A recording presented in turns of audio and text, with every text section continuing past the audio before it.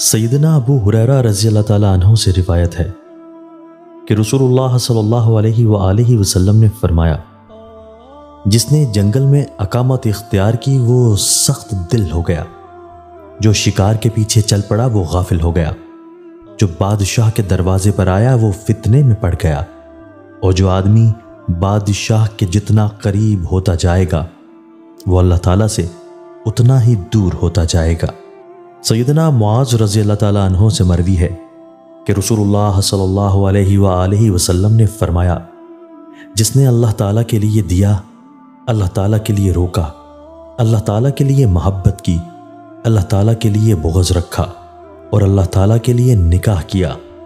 پس تحقیق اس نے اپنا ایمان مکمل کر لیا۔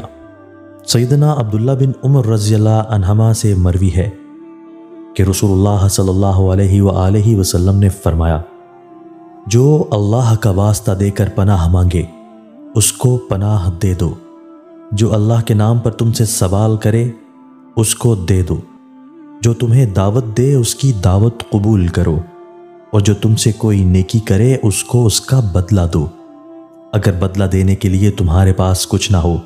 تو اس کے لیے اتنی دعا کرو کہ تمہیں اندازہ ہو جائے کہ تم نے گویا بدلہ دے دیا ہے۔ سیدہ عائشہ رضی اللہ عنہا سے روایت ہے کہ نبی کریم صلی اللہ علیہ وآلہ وسلم نے ان کو فرمایا،